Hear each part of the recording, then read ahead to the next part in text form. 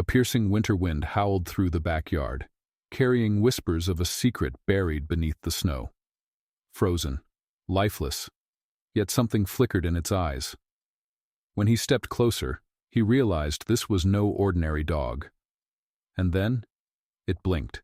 The air was sharp, biting against his skin like the ghosts of past regrets. Daniel Carter pulled his coat tighter around his body, his breath curling in the icy air like smoke. Winter had settled over the small Oregon town like a heavy, unshakable silence, blanketing the world in white and muting everything it touched. He had always loved winter as a child, back when the snow was nothing more than an invitation to play. Now it only reminded him of solitude. The old house creaked beneath the weight of the wind, the kind of house that felt more alive than he did. It had been in his family for generations, passed down like a relic of a life long faded. His father's voice still echoed in the empty halls, stern yet distant. A man whose love was a quiet thing buried beneath duty. Daniel had left this place behind years ago, choosing the chaos of the city over the silence of these woods. But when his father died, the house became his, along with the loneliness that came with it. He had never meant to stay.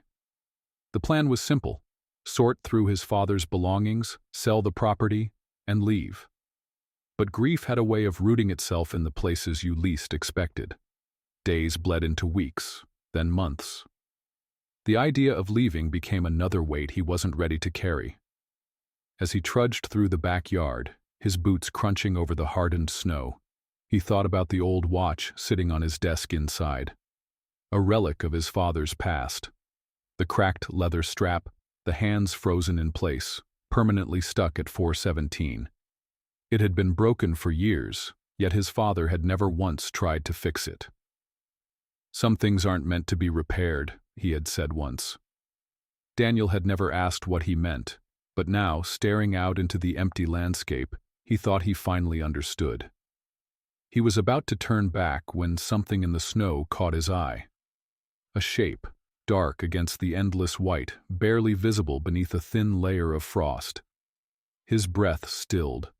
A trick of the light, maybe. But as he stepped closer, his heart gave a sharp, painful thud. It was a dog. A German shepherd, curled in on itself, its fur stiff with ice, its body unnaturally still, as though the cold had stolen the last flicker of warmth from its bones. A dead thing, left behind by the storm. But then, a breath. Faint, weak, but there. Panic surged through Daniel like a jolt of electricity. He dropped to his knees, his hands hovering over the dog's frozen body, unsure if touching it would do more harm than good. His fingers brushed the matted fur, and the warmth of his skin against the ice-cold coat sent a shiver down his spine. The dog wasn't just cold. It was dying. "Shit," he muttered under his breath, his mind racing. He had no idea how long it had been out here, how much time it had left. He pressed his gloved hand against its side, desperate to feel the slow, labored rhythm of its heartbeat. It was faint, but it was there. Daniel wasn't the kind of man who made impulsive decisions. He was the kind who thought things through, the kind who weighed his options before acting. But in that moment, there was no choice to make. Without hesitation, he scooped the dog into his arms. The weight of it startled him. The shepherd was bigger than he had expected, its body limp against his chest, its head lolling to the side. He could feel the tremors beneath the thick fur, the barely there shudders of a body clinging to the last scraps of life. He moved fast, his boots slipping slightly on the ice as he made his way back to the house. The door slammed shut behind him, the warmth of the inside air hitting him like a shock. He carried the dog to the worn leather couch, carefully laying it down before rushing to grab blankets. As he wrapped the trembling body, his pulse hammered in his ears. He had no idea what he was doing, no real plan beyond getting warmth back into the fragile creature. His hands moved on instinct, rubbing at the dog's legs, trying to coax circulation back into them. The shepherd gave a weak, barely audible whimper. Daniel stilled, his breath caught in his throat, The sound was small, almost insignificant, but to him, it was everything. "You're not dying," he said, his voice firm, more for himself than for the dog. "Not today." For the first time in a long time, something inside him stirred. Something unfamiliar, something warm. A need to save this creature, to fight against the silence that had settled over his life. As he sat there, watching over the unconscious shepherd, he didn't realize that, for the first time in months, the weight of the past didn't feel quite so heavy. The fire crackled softly in the stone hearth, its warmth fighting against the chill that still clung to the air. Daniel sat on the floor beside the couch, his back pressed against the worn fabric, watching the slow rise and fall of the German shepherd's chest. Every shallow breath was a fragile promise, a battle waged against the cold that had nearly taken it. He reached for a dry towel, gently dabbing the melting frost from the dog's thick fur. The shepherd didn't stir, but its ears twitched slightly at the touch, a faint sign of life.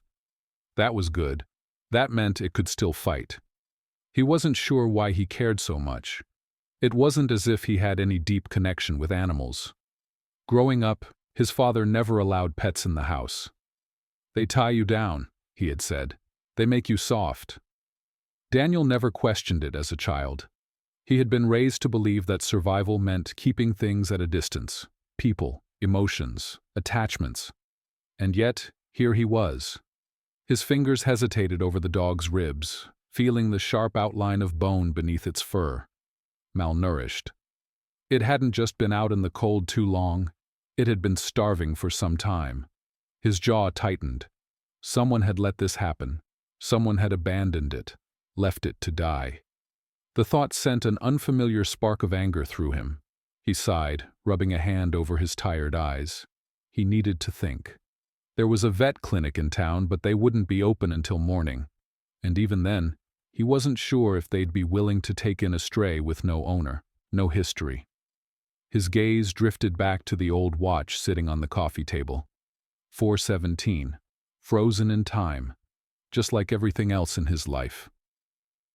Daniel shook the thought away.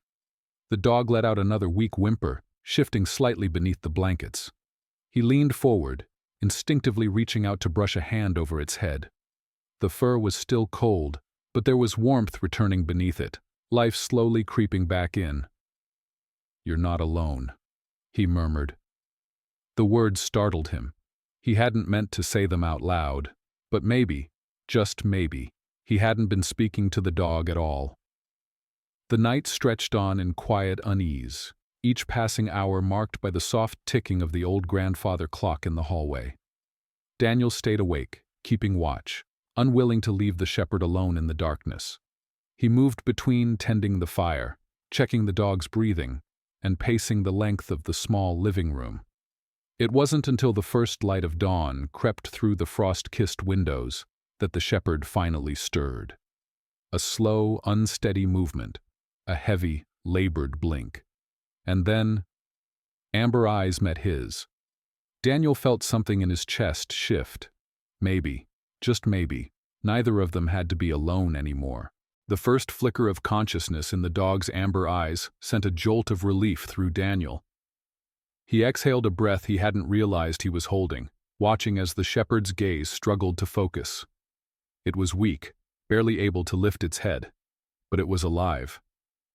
"Hey," Daniel murmured, shifting closer. "You're awake." The dog let out a low, tired whine, its ears twitching slightly. It didn't move much, but its shallow breathing had steadied, no longer the desperate gasps of a creature clinging to life. Daniel reached for a bowl of water he had placed nearby, dipping his fingers into the cool liquid before gently bringing them to the dog's dry nose. It flinched slightly, then slowly licked the moisture from his fingertips. That was a good sign. It meant it still had strength, still had a will to survive. But survival wasn't enough. The shepherd needed help, real help. Daniel stood, stretching his stiff limbs as he reached for his phone. He hesitated, his thumb hovering over the screen. The town vet was an option, but he didn't know if they'd take in a dog with no history, no clear owner. His father had never been one to rely on others, and that self-reliance had been drilled into Daniel from an early age. Asking for help felt unnatural, like an admission of weakness. But this wasn't about him. With a sigh, he dialed the number. The line rang twice before a familiar voice answered. Dr. Myers' clinic. This is Lisa speaking. Lisa, it's Daniel Carter, he said, rubbing a hand over his face. I need some help. A pause. Then cautious curiosity. Help? What kind of help? He glanced at the shepherd, still wrapped in blankets, its breathing slow but steady. I found a dog, a German shepherd. It was nearly frozen in my backyard last night. I got it inside, but it's not in great shape. I don't know how long it's been out there. Lisa's tone shifted instantly, professional, yet concerned. Is it responsive? Yeah, just woke up. It's weak, though. Looks underfed. Can it stand? Daniel frowned. I don't know. It hasn't tried. There was a brief rustling on the other end, papers shifting, the faint clatter of a keyboard. Bring it in as soon as you can.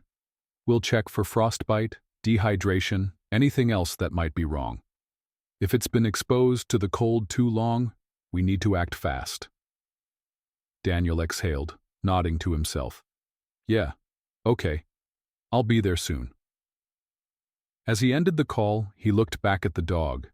Its eyes were still half-lidded, exhaustion weighing it down.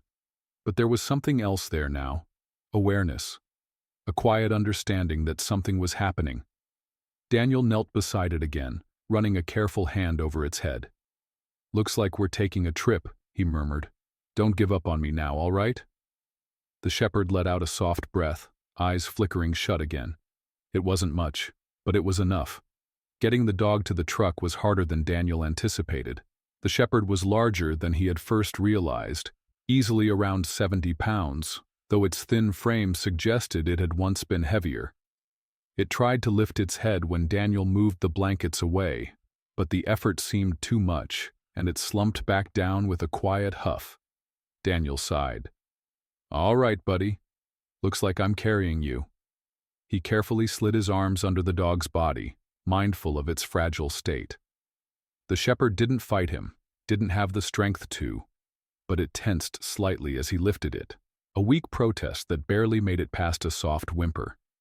Daniel moved quickly, stepping onto the snow-covered porch and making his way to the truck. The morning air was crisp, but compared to the brutal cold of the night before, it almost felt tolerable. He opened the passenger door, gently placing the dog onto the seat before wrapping the blanket around it again. The shepherd's breathing remained steady, but slow. It barely reacted as he buckled himself in and started the engine, the truck rumbling to life beneath them. The drive to town was quiet, save for the occasional soft whine from the dog. Daniel kept one hand on the wheel, the other resting lightly on the shepherd's head, fingers brushing against its fur in a silent reassurance. The clinic was a small, familiar building nestled near the outskirts of town. Daniel had passed it countless times but had never once needed its services. Until now. He pulled into the lot, cutting the engine before stepping out and moving quickly to the passenger side. Lisa was already outside, waiting. Her eyes widened as she took in the shepherd's frail state. Oh, poor thing, she murmured. Come on, let's get it inside. Daniel lifted the dog again, carrying it through the clinic doors as Lisa led him to an examination room. He laid the shepherd down on the table, stepping back as Lisa and Dr. Myers moved in. The vet, an older man with silver-streaked hair and kind eyes, pressed a stethoscope to the dog's chest, listening intently. Breathing is shallow, he muttered. Heart rate's weak but stable, definitely dehydrated. Lisa moved to check its paws, her fingers brushing over the frost-bitten edges of its pads. It must have been out there for a while. It's a miracle it survived the night. Daniel crossed his arms, leaning against the wall as he watched them work. A strange, unsettled feeling churned in his chest. He wasn't sure why, but he felt protective of this dog, more than he should have. Dr. Myers straightened, giving Daniel a considering look. Do you know anything about where it came from? Daniel shook his head. No collar, no tags, just found it half buried in my yard. Lisa frowned. Could be abandoned. Or lost, Myers added. We'll scan for a microchip, just in case. Lisa grabbed the scanner, running it carefully along the shepherd's neck. A tense moment passed. Then, a beep. Lisa froze. Daniel straightened. That means... It has a chip, Lisa murmured, eyes darting to the screen. She pressed a few buttons, waiting as the data loaded. Then, her face paled. Dr. Myers peered over her shoulder, his brow furrowing as he read the information. Well, I'll be damned. Daniel felt his pulse quicken. What is it? Lisa slowly looked up, something unreadable in her expression. This dog, she said, voice laced with disbelief. It was reported missing over a year ago. Daniel's stomach tightened. Missing? He glanced down at the shepherd, still lying motionless on the table. What had happened to it? Where had it been all this time? And more importantly, who had been searching for it? The room fell into silence as the reality of Lisa's words sank in. A year? Daniel repeated, his voice edged with disbelief. He looked down at the shepherd, its frail body barely moving beneath the blankets. How had it survived that long on its own? Lisa tapped at the screen, scanning the information with careful precision. Registered name, Rex. Last known owner, Michael Langley. She frowned. Wait, this can't be right. Daniel's stomach tightened. Why? Lisa exchanged a look with Dr. Myers before turning the screen toward Daniel. His eyes skimmed the text, but it only took a second for the words to register. Owner. Deceased. Daniel's pulse skipped. He's dead? Lisa nodded. Michael Langley passed away over a year ago. The report says he was a retired police officer. Lived just outside of town. After his death, his dog, Rex, went missing. A strange sensation settled over Daniel, something cold and uneasy. He stared at the shepherd, his mind racing. So, what happened? He asked. Did someone take him? Was he abandoned? Dr. Myers sighed, crossing his arms. It's hard to say. The report doesn't go into detail. All it states is that Langley's next of kin couldn't locate the dog after he passed. Daniel rubbed his jaw. And no one ever found him? Not until now, Lisa murmured. A heavy silence followed. Daniel exhaled sharply. So what now? Dr. Myers glanced at Lisa. We contact the next of kin. Lisa hesitated, then nodded, returning to the screen. She scrolled through the registry, searching for any listed relatives. Daniel watched her fingers move across the keyboard, but his thoughts were somewhere else. The idea of returning Rex to a family that had never come looking for him left a bad taste in his mouth. The dog had been out there, starving, freezing. If the Langleys had truly cared, wouldn't they have found him by now? Lisa clicked on a file, reading through the attached notes. Then she frowned again. What? Daniel asked. There's only one listed contact, Lisa muttered. His brother, Aaron Langley. Daniel had heard that name before. Everyone in town had. Aaron Langley was bad news. A man with a reputation for trouble, a history of bar fights and debt. He had been arrested more than once, always skirting the line between recklessness and real crime.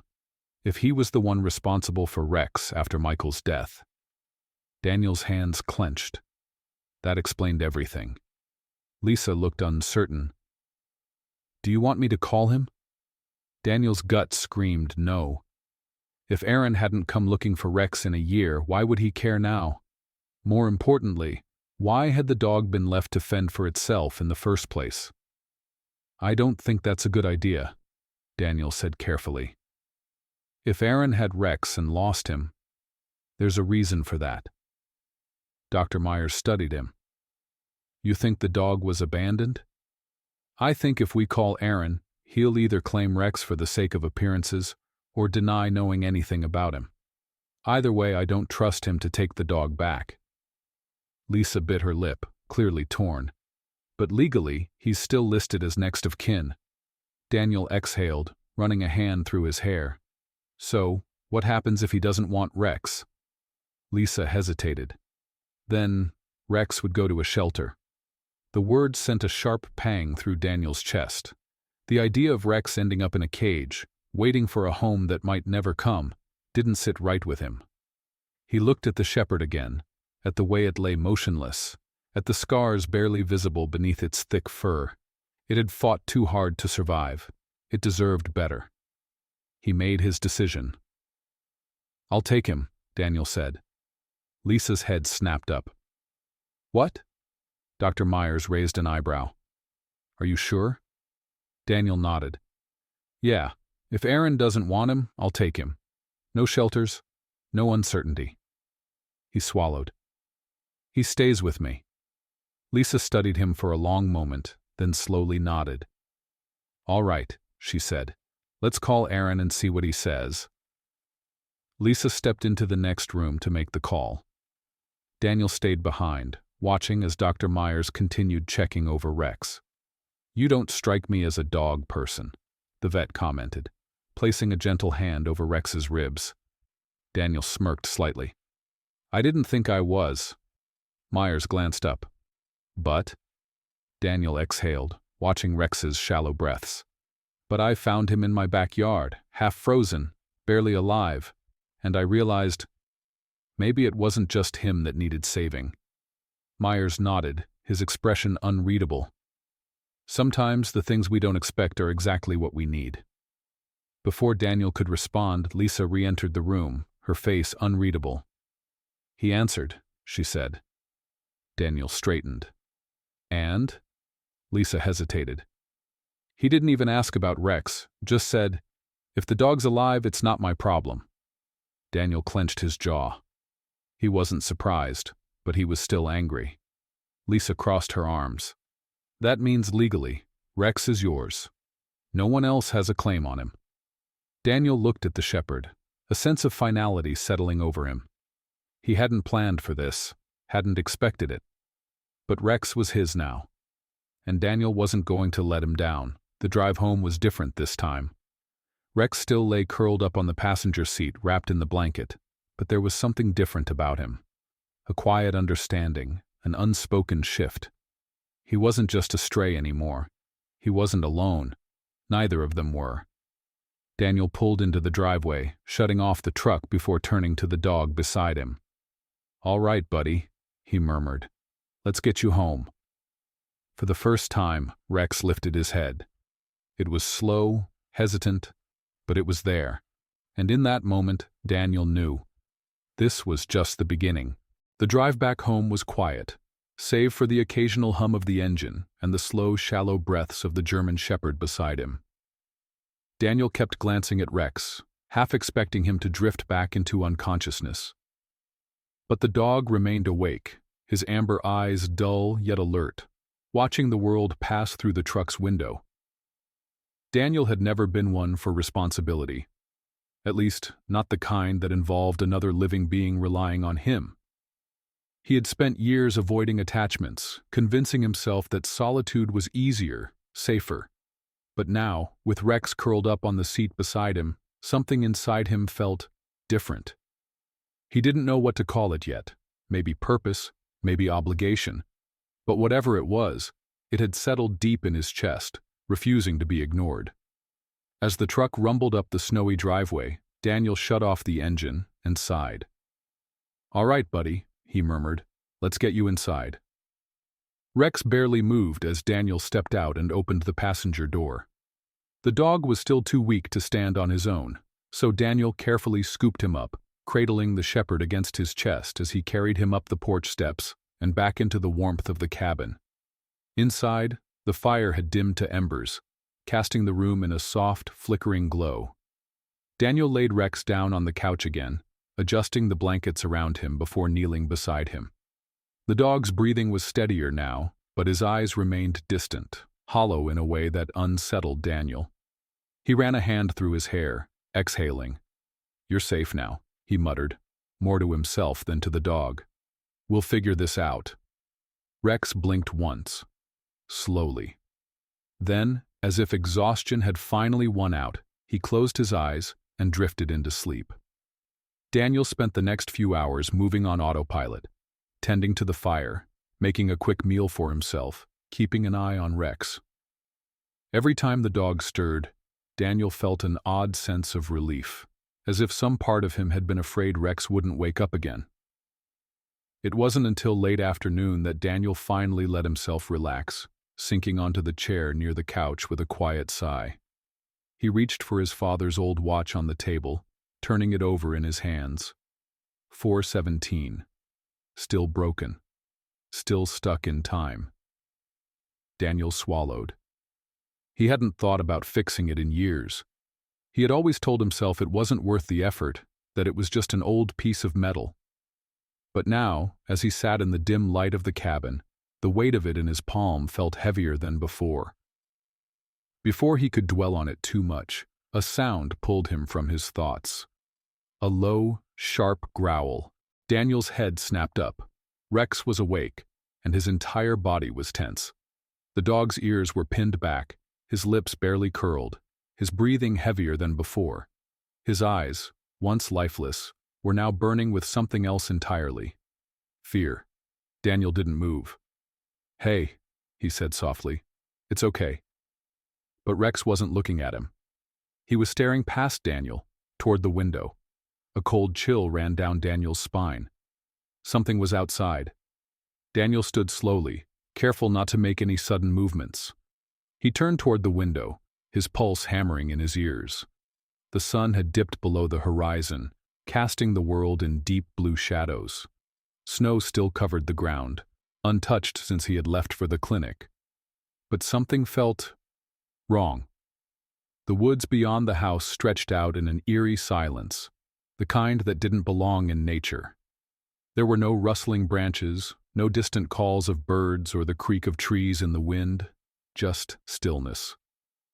Daniel's throat tightened. He stepped closer to the window, peering through the frost-lined glass. And then, movement, a shadow, barely visible against the trees. His muscles tensed. Someone was out there. Daniel's mind raced. No one ever came this far out unless they had a reason. His father had built this house deep in the woods for a reason. Privacy. It wasn't on the way to anywhere. There were no neighbors, no hikers passing through. Which meant whoever was out there, they were here for a purpose. Behind him, Rex let out another low growl, his body coiled tight despite his weakness. The dog's eyes never left the window, as if he recognized something Daniel didn't. Daniel swallowed hard, stepping back from the glass. He reached for the shotgun mounted near the door, not out of panic, but out of instinct. He wasn't a violent man, but he had been raised by one. His father had always drilled into him the idea that out here, in the wilderness, you had to be your own protection. He checked the chamber, loaded. Slowly, he moved toward the front door, pressing his ear against the wood. Silence. But the air felt charged. Daniel exhaled, gripping the handle. Then, a crunch. Boots on snow. His grip tightened. With a sharp breath, he yanked the door open. The cold hit him instantly, biting against his skin. The porch light cast a dim glow over the snow-covered ground, illuminating the empty space in front of him. No one was there. Daniel's pulse pounded. He stepped forward, scanning the tree line. The shadow had been here. He was sure of it. But the woods stood still. A trick of the light? Paranoia? He turned back toward the door. And then a voice cut through the silence. "You have something that belongs to me." Daniel froze. The voice was low, rough. It came from the darkness beyond the trees, just beyond the reach of the light. His fingers curled tighter around the shotgun. "Who's there?" A figure stepped forward, just enough for Daniel to make out the silhouette. A man, tall and broad, his face obscured by the hood of a heavy jacket. "I'm here for the dog," the man said simply. Daniel's stomach twisted. His mind immediately flashed to Aaron Langley. Had Lisa called him anyway? Had he changed his mind? "I don't know who you are," Daniel said carefully, "but this dog isn't yours." The man shifted slightly. "That's where you're wrong." Daniel could feel Rex behind him, his breathing heavier, his growl rumbling low in his chest. The man took another step closer. "I suggest you hand him over, now." Daniel shook his head, every muscle in his body tight. "Not happening."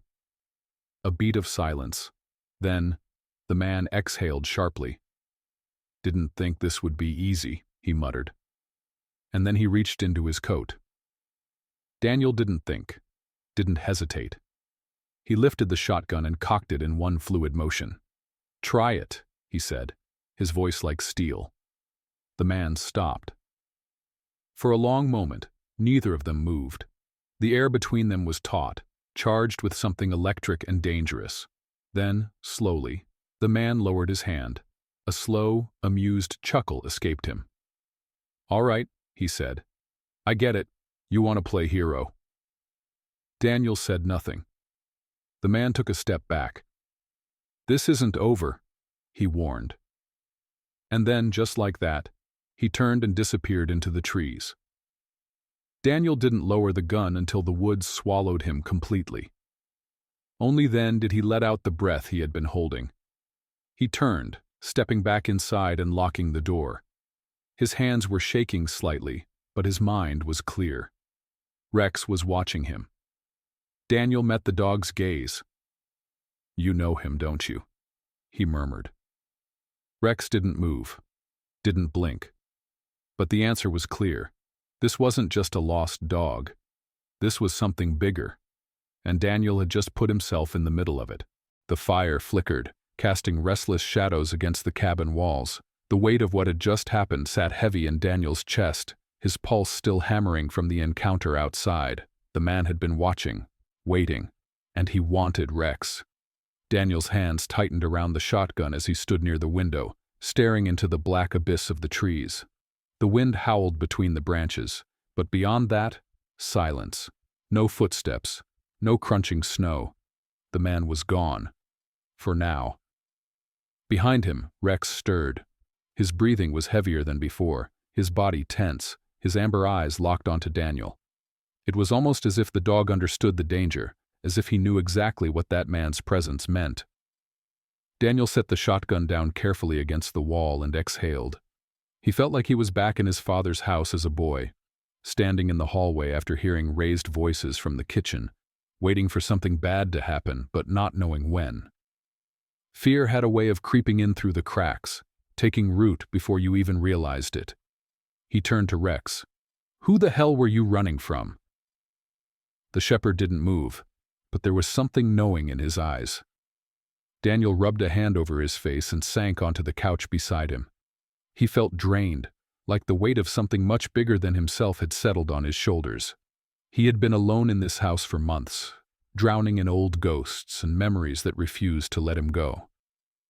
He thought isolation would make things easier, thought shutting himself away would keep the past from catching up to him. And yet, here he was. He had brought something into his life without meaning to, something that carried its own past, its own secrets. Daniel sighed. "We're in trouble, huh?" Rex let out a slow exhale, his body relaxing slightly under the weight of exhaustion. Daniel wasn't sure who that man was. Maybe it was Aaron Langley, coming to claim something he had long since abandoned. Maybe it was someone else entirely. Either way, Daniel knew one thing for certain.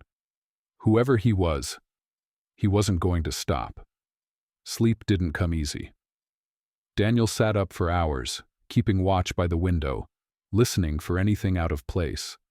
Every shift in the wind, every crack of ice settling in the trees sent his nerves on edge. The encounter had changed something. He had been content to let Rex go before, to let the system decide where he belonged. But now, he wasn't so sure. Something wasn't right, and until he found out what, Rex was staying with him. The early morning hours were bleak, stretched thin by exhaustion and unease. When Daniel finally drifted off, it wasn't peaceful.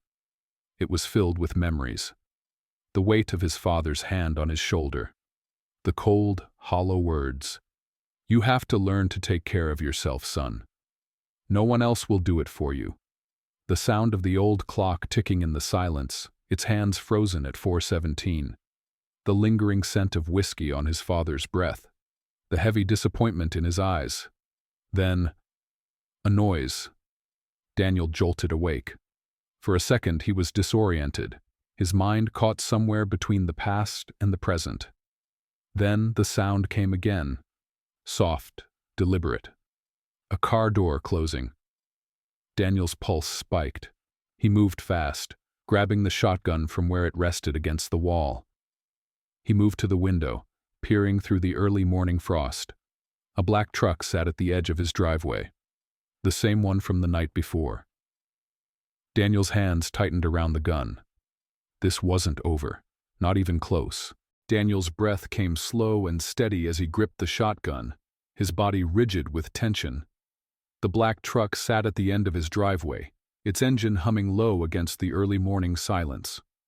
The headlights were off. Whoever was inside wasn't here to make a scene. Rex was already awake, his ears perked, his body tense. A deep, guttural growl rumbled in his throat. Daniel took a slow step toward the door, his boots barely making a sound against the wooden floor. He didn't want to fight, but he wasn't about to let some stranger dictate what happened in his own home. He cracked the door open just enough to step out onto the porch. The cold hit him immediately, sharp and biting against his skin. His breath curled in the freezing air as he raised the shotgun slightly, not aiming, but making damn sure whoever was out there knew he was armed. The driver's door opened. The man from the night before stepped out. Even in the dim morning light, Daniel could see him clearer now. He was older than Daniel had first thought. Late 40s, maybe early 50s, with rough, weathered features and deep lines etched into his face. His posture was relaxed, but his eyes were sharp, calculating. "Morning," the man said, his voice low, casual. Daniel didn't lower the shotgun. "You lost?" The man smirked, but there was no humor in it. "Nah, just figured we got off on the wrong foot last night." He gestured toward the house. "That your dog?" Daniel's jaw clenched. "He is now."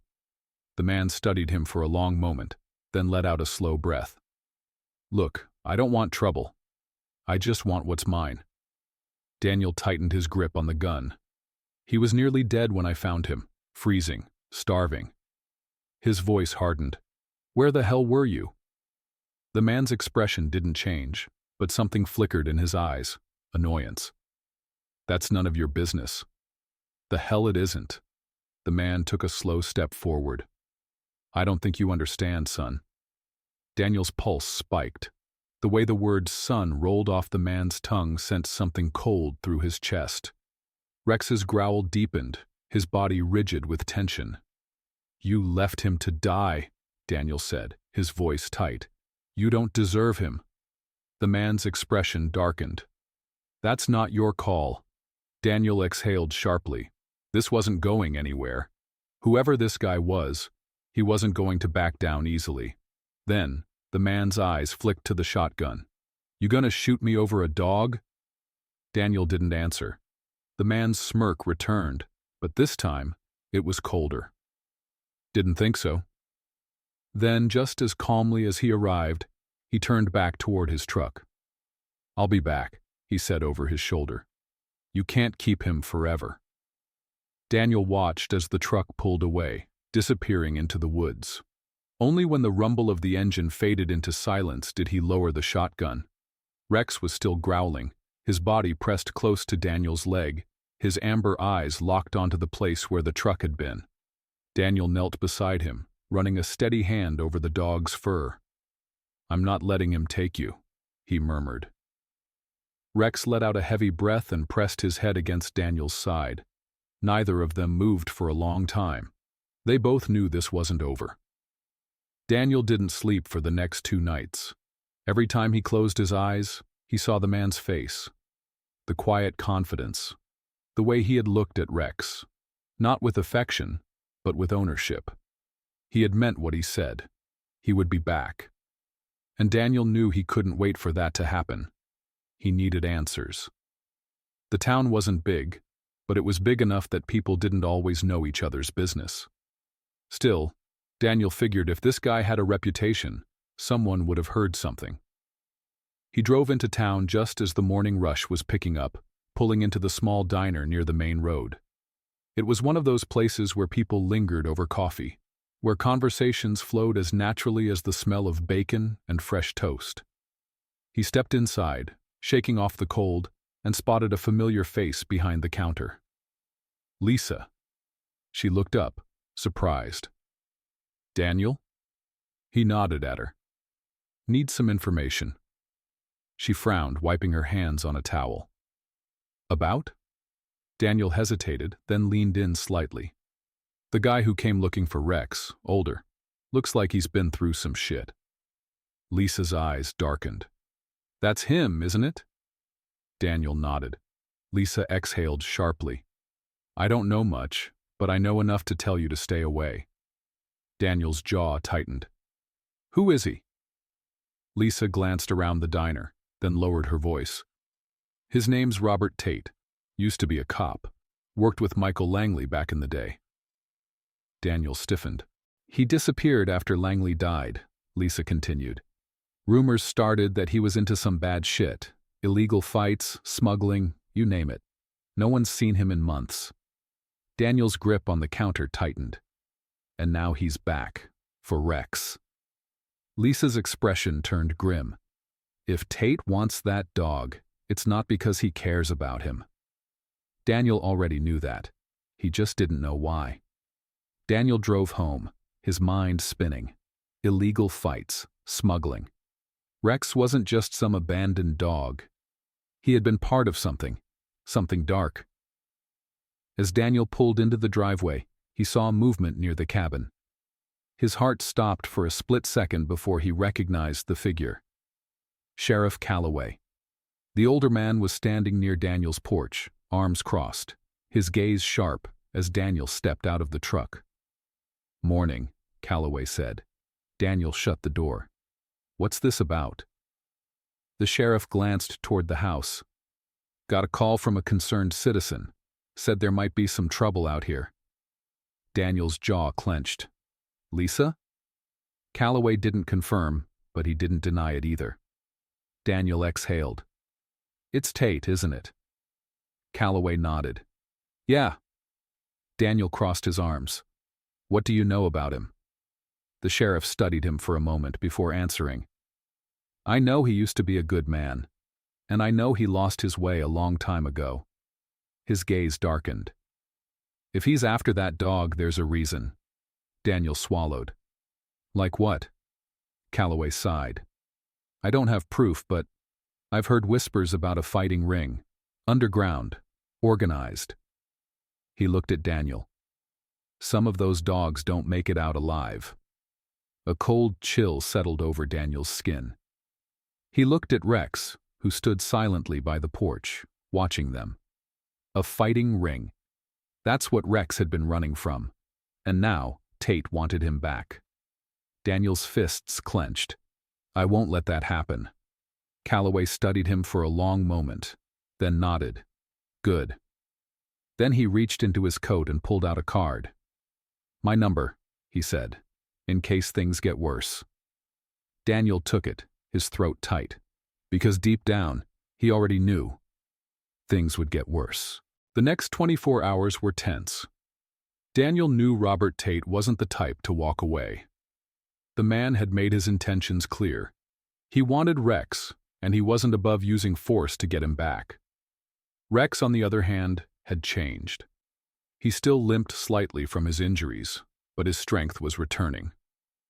More than that, he had become more aware, more protective. He never let Daniel out of his sight. Daniel could feel the weight of the decision pressing down on him. He wasn't just keeping a dog, he was protecting something bigger.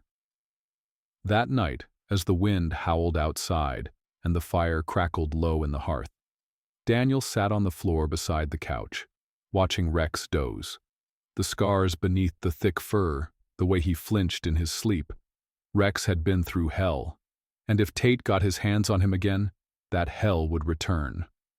Daniel clenched his fists. Not on my watch.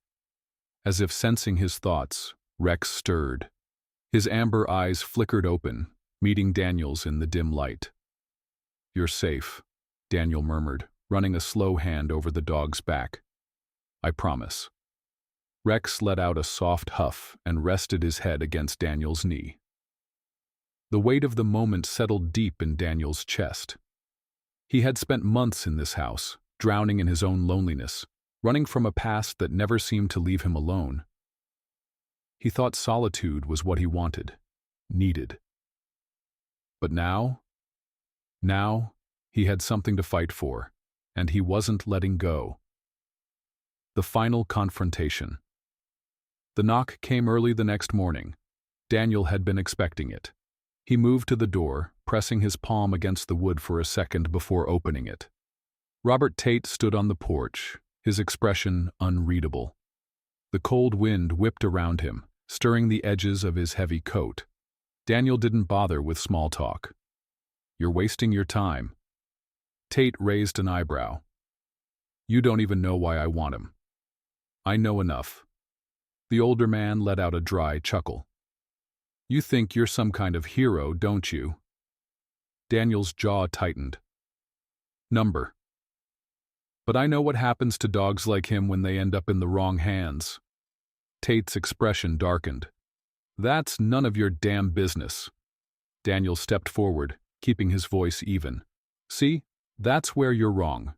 He's mine now, and I don't care what you think you're owed. Rex isn't going anywhere." For a moment, neither of them moved. The tension crackled like a live wire between them. Then Tate sighed. "You got any idea who you're messing with?" Daniel smirked. "Yeah, a washed-up thug who lost control of something valuable." Tate's eyes turned to ice. His body tensed, as if he was about to lunge. A growl cut through the air. Low. Dangerous. Tate's gaze flickered past Daniel's shoulder. Rex stood in the doorway, his ears pinned back, his hackles raised. His lips curled slightly, teeth bared just enough to be a warning. Tate held his stare. And for the first time, Daniel saw something new in the man's expression. Fear. Tate exhaled sharply, shaking his head. "You don't know what you've done." "Yeah," Daniel said. "I do." Tate took a slow step back. "This isn't over." Daniel crossed his arms. "Yes, it is." The older man hesitated, his fingers twitching at his sides. But there was something final in the way Daniel stood, unmoving, unwavering. Tate saw it too. With a bitter smirk, he turned and walked away. Daniel didn't close the door until the black truck had disappeared into the trees.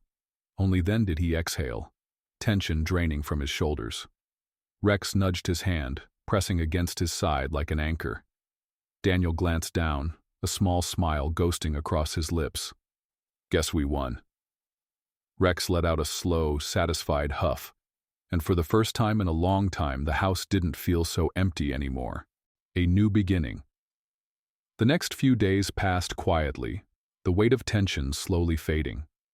There were no more sightings of Tate, no more threats lingering in the cold morning air. For the first time, Daniel allowed himself to believe it was over. That night, he sat on the porch, Rex lying beside him.